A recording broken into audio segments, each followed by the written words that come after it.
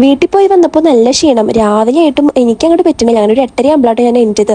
എന്നിട്ട് നേരെ അടുക്കളയിൽ കയറി. അപ്പോൾ എളുപ്പപ്പണിക്ക് വേഗം ഞാൻ ഗോതമ്പ് കഞ്ഞി വെക്കാന്ന് വെച്ചു. അപ്പോൾ ഗോതമ്പൊക്കെ കഴുകി വേഗം കുക്കറിൽ ഇട്ടുട്ടാ. പിന്നെ മറ്റടുപ്പത്ത് ചോറിനുള്ള വെള്ളം വെച്ചുട്ടാ. അപ്പോൾ ചോറിനുള്ള വെള്ളം തിളച്ച് വന്നപ്പോൾ അരിയൊക്കെ കഴുകി ഇടാണ്. ഇതിങ്ങനെ ഇടാൻ എനിക്ക് കുറച്ച് പേടിയാണ്. കാരണം അരി ഇങ്ങനെ കുട്ടി കഴിയുമ്പോൾ നേരെ റിട്ടേൺ അടിച്ചിട്ട് ആ വെള്ളമൊക്കെ എൻ്റെ മേത്തിക്കും കൈമയ്ക്കൊക്കെ തെറിക്കാം. അങ്ങനെ ചോറിനുള്ള അരി ഇട്ട് ഞാൻ വേഗം തേങ്ങ ചിരകാൻ നിന്നൂടും. കാരണം നമുക്ക് തേങ്ങാപ്പാൽ എടുക്കണം ഗോതമ്പ് കഞ്ഞി ഉണ്ടാക്കാം. തേങ്ങാപ്പാൽ സൈഡാക്കിയിട്ട് ഞാൻ നേരെ ഇതേ അടുക്കളയ്ക്ക് ഇവിടെ കയറിയിട്ടോ. ഇവിടെ ഫുള്ളൊന്ന് ഒതുക്കാന്ന് വിചാരിച്ചു.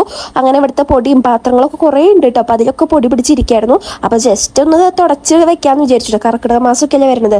അപ്പോൾ ഇത് ഇങ്ങനെ ഓരോ ഭാഗം ഒതുക്കി കഴിഞ്ഞു വെച്ചാൽ ഇപ്പം എനിക്ക് പണി എളുപ്പമായല്ലോ.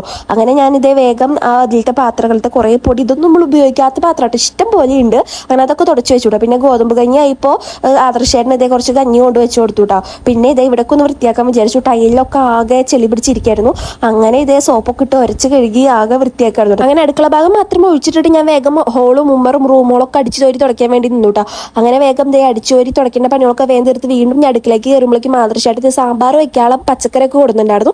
അങ്ങനെ ഇതേ പച്ചക്കറിയൊക്കെ അരിഞ്ഞ് സെറ്റാക്കുന്നുണ്ട്. അപ്പോൾ ഓരോ ഭാഗത്തും ഓരോന്നും ഇങ്ങനെ തീർത്തുകൊണ്ട് കേട്ടോ. അപ്പോൾ അടുക്കളൊക്കെ ആ കലമ്പായിട്ടാണ് കിടക്കുന്നത്. അപ്പോൾ ഈ ഒതുക്കുന്നതിൻ്റെ ഇടയിൽ വേഗം കറി വെക്കണമല്ലോ. അങ്ങനെ തേങ്ങയൊക്കെ ചെരുകി കുറേ ഇട്ട് ഞാൻ സാമ്പാർ വെച്ചിട്ട്. അപ്പോൾ ഇന്ന് എന്തായാലും സാമ്പാറും അതുപോലെ തന്നെ ചാള ആദർശമായിട്ട് വാങ്ങിച്ചിട്ടുണ്ടായിരുന്നു ഇന്നലെ പോരണ വഴിക്ക്. അപ്പോൾ അതും കൂടി വറുത്ത് ഞങ്ങൾക്ക് രണ്ടുപേർക്കും ഭയങ്കര ഫേവറേറ്റ് ആണ് കേട്ടോ, സാമ്പാറും അതുപോലെ ചാള വറുത്തതും. അങ്ങനെ ഇതേ തേങ്ങയൊക്കെ വറുത്ത് സെറ്റാക്കാനുണ്ട്. അങ്ങനെ തേങ്ങ മുരിഞ്ഞ് വന്നിട്ടുണ്ട്. അത് ചൂടാറിയതിന് ശേഷം മിക്സിയിലിട്ട് അരച്ച് വെച്ചുകൂട്ടാ. അത് കഴിഞ്ഞിട്ട് പുളിയൊക്കെ ഒഴിച്ച് തിളച്ച് വന്നിട്ട് അങ്ങനെ സാമ്പാർ റേഷനൊക്കെ വെന്തു. കുറച്ച് സാമ്പാർ പൊടിയൊക്കെ ഇട്ട് ഇതേ അരപ്പൊക്കെ ഒഴിച്ച് എല്ലാം സാമ്പാറുള്ളതൊക്കെ സെറ്റ് ആക്കിട്ടോ. ഇനി നമുക്ക് കടുകൊക്കെ പൊട്ടിച്ചിടണം കേട്ടോ. അങ്ങനെ ഞാൻ വറ്റൽമുളക് ഇട്ടപ്പോൾ അതിൻ്റെ ഉള്ളിൽ നിന്ന് ഇതേ പുകയൊക്കെ വരുന്നു കണ്ടോ.